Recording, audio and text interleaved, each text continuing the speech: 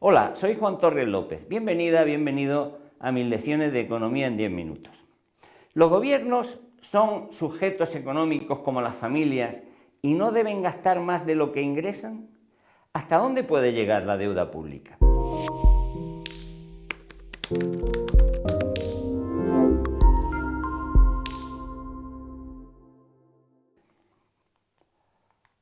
Una idea muy extendida últimamente es que los gobiernos se deben comportar como las familias y, por tanto, que no pueden gastar más de lo que ingresan.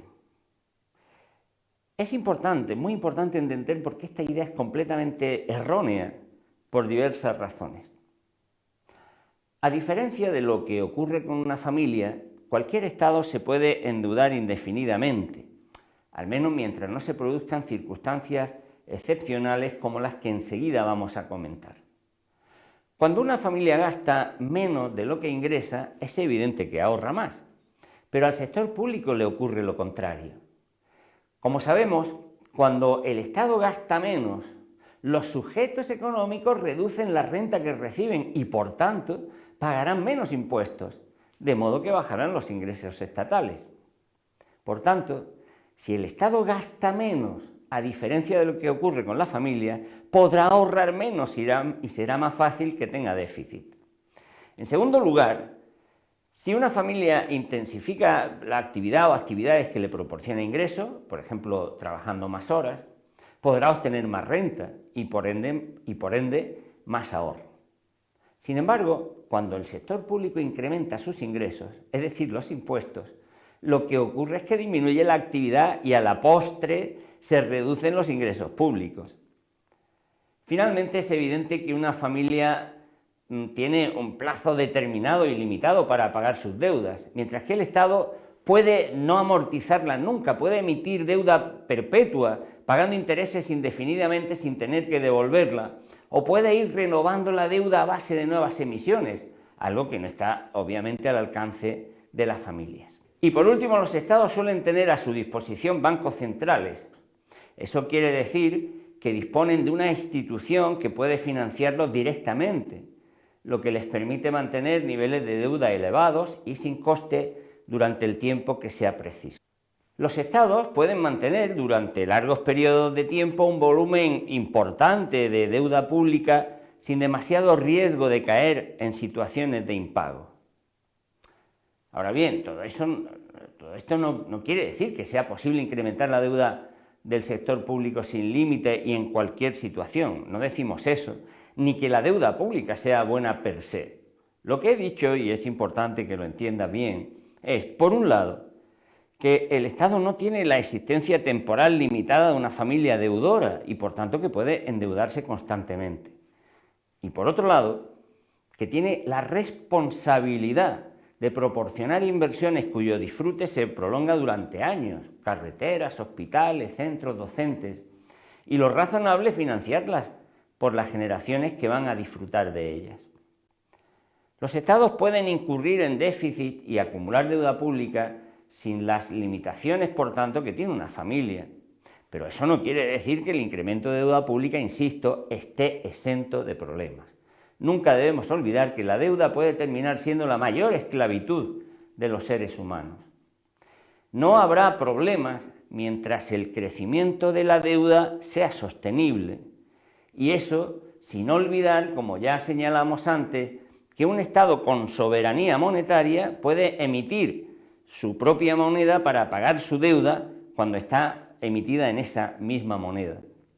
Como sabemos, esto tampoco evita que se puedan generar problemas de precios, pero lo cierto es que un Estado que emita la deuda en su moneda propia no puede quebrar, a diferencia, lógicamente, de lo que le ocurre a los demás sujetos económicos, que es lo que te quiero explicar.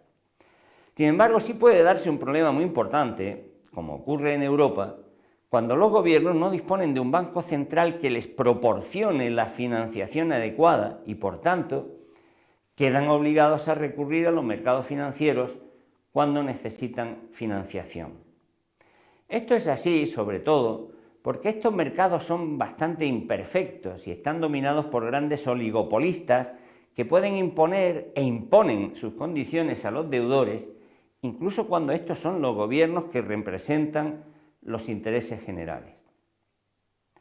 En esos casos, la financiación es mucho más cara, porque los financiadores usan ese poder de mercado político, mediático y social para manipular el precio de los créditos que conceden. Y además de cara es también muy dañina, porque los prestamistas suelen poner condiciones imperativas para conseguir que los gobiernos adopten las políticas que más les convengan.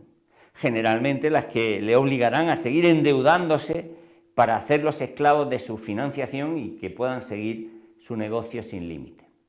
No se puede olvidar que financiar constantemente a los endeudados es el rentable negocio de las entidades financieras. Un negocio que desaparecería, o por lo menos estaría bajo mínimos, si las finanzas públicas estuvieran financiadas a tipos de interés nulos o muy bajos, como los que los bancos centrales le aplican, por cierto, a la banca privada. Pero con independencia de todas estas consideraciones, en las que los economistas convencionales no suelen reparar, para poder calibrar realmente y con rigor el efecto que la evolución de la deuda tiene sobre la economía, hay que tener en cuenta que no basta con valorar el peso que tiene sobre el Producto Interior Bruto. El porcentaje de la deuda sobre el PIB es un dato importante, porque nos indica hasta qué punto la economía se ha cargado de deuda y, por tanto, cuánto tiempo irá haciendo falta con un PIB similar para reducirla o eliminarla. Pero ese peso de la deuda no nos dice mucho más y, sobre todo, no nos permite predecir qué pasará con el futuro a causa de la deuda. Veamos.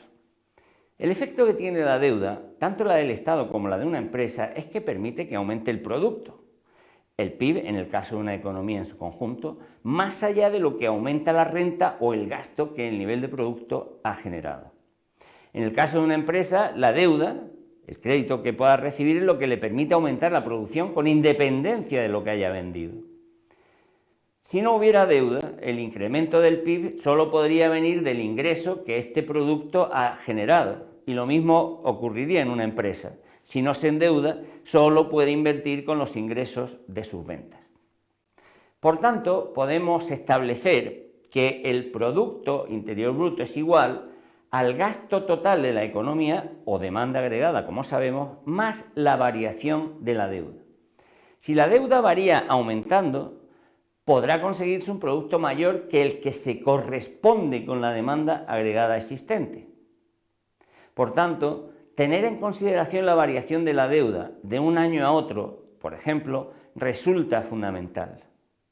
De esta forma, ya no solo sabremos que su peso en bruto, que es lo que nos indica el porcentaje de deuda sobre el Producto Interior Bruto, sino también qué proporción de la demanda agregada viene generada por la deuda y cuál no.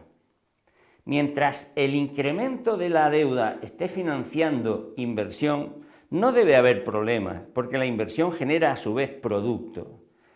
Pero si la deuda no solo financia inversión, sino también gasto, los problemas serán inevitables antes o después, porque el producto se irá consumiendo y en un futuro más o menos inmediato no habrá ingreso para poder pagarla.